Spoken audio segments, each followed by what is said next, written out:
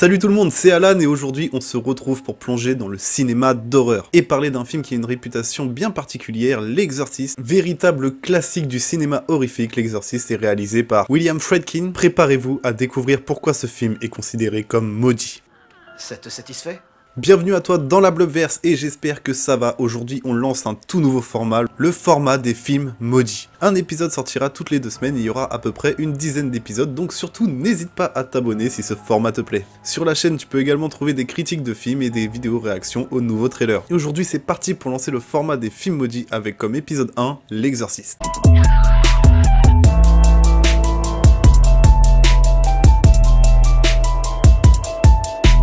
Sorti en 1973, L'Exorciste est souvent cité comme l'un des films les plus terrifiants de tous les temps. Et je dois bien avouer que c'est l'un des films d'horreur qui m'a le plus traumatisé. Mais au-delà de son effet sur les spectateurs, il y a des événements étranges qui entourent la production du film, ce qui va lui conférer encore jusqu'à aujourd'hui une aura de malédiction. Il ne faut pas longtemps avant que des événements étranges commencent à survenir au sein du tournage. Tout a commencé avec une série d'incidents inexpliqués qui est survenue sur le plateau. Ça commence par des incidents mystérieux, ensuite des blessures d'acteurs, et à la fin des problèmes techniques et technologiques qui sont inexpliqué sur le moment. Quel va être l'impact de tous ces incidents? Et bah justement de repousser la production du film. La production n'aura quand même duré qu'1 an au total, mais ce fut un véritable enfer, rien ne s'est passé comme prévu. Quant aux acteurs qui se sont blessés sur le plateau, on peut également citer l'histoire de la comédienne Ellen Burstyn qui incarne dans le film le rôle de la maman de Regan. Regan qui n'est nulle autre que la jeune fille possédée. Apparemment l'actrice se serait blessée plusieurs fois lors du tournage, mais l'histoire la plus connue, c'est lorsqu'elle se blessa grièvement le dos à la suite d'une mauvaise chute lors de la scène de la mutilation du crucifix.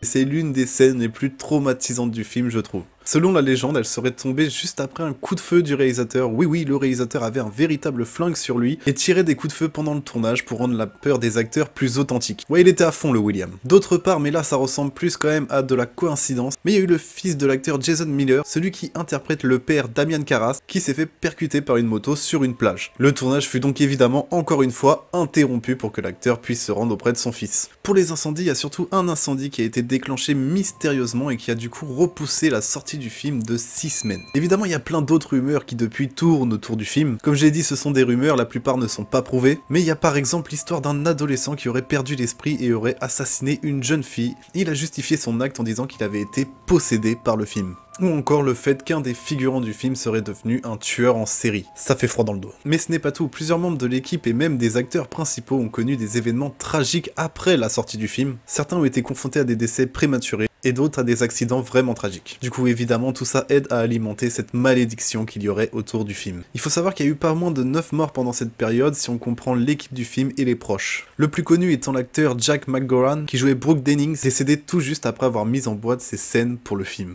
Évidemment, certains pensent que L'Exorciste a perturbé les forces obscures à vouloir parler d'un sujet aussi tabou que la possession démoniaque. D'autres suggèrent que ces événements peuvent être attribués au simple hasard ou à une série de coïncidences malheureuses. Par exemple, l'auteur du roman dont le film est adapté, William Batty, pense que le réalisateur s'est inventé beaucoup de ces histoires pour se faire tout simplement une grosse publicité. Quant aux décès qui se sont quand même avérés, l'auteur déclare que sur une période d'1 an, il est inévitable que des personnes meurent ou se blessent. Bon, vous avouerez quand même que ça fait beaucoup de coïncidences. Mais quelle que soit la vérité, il y a beaucoup de phénomènes inexpliqués autour de ce film, ce qui fait que la réputation de malédiction qui tourne autour de ce film culte persiste toujours.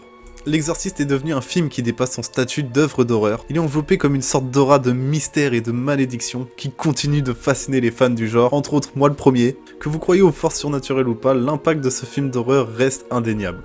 Cut. Voilà pour aujourd'hui les amis, j'espère que cette plongée dans la malédiction entourant L'Exorciste vous a captivé autant que moi. N'hésitez pas à partager vos pensées et vos expériences, je ferai bien une vidéo sur vos expériences personnelles si vous avez eu des expériences un peu surnaturelles, ça peut être très stylé d'en parler. N'hésitez pas à me partager tout ça dans les commentaires. Franchement j'aime beaucoup parler des phénomènes étranges, c'est quelque chose qui m'intrigue vraiment, tout ce qui est un peu phénomène paranormal, surnaturel, et en plus je suis très fan du cinéma d'horreur. Donc en finalité je suis quand même très content d'avoir lancé cette petite série sur ma chaîne. N'hésite pas à t'abonner si ça t'a plu et n'hésite pas à aller voir les autres contenus qu'il y a sur ma chaîne. Merci d'avoir regardé, le plus important c'est que tu prennes soin de toi et à la prochaine fois pour un nouveau film maudit.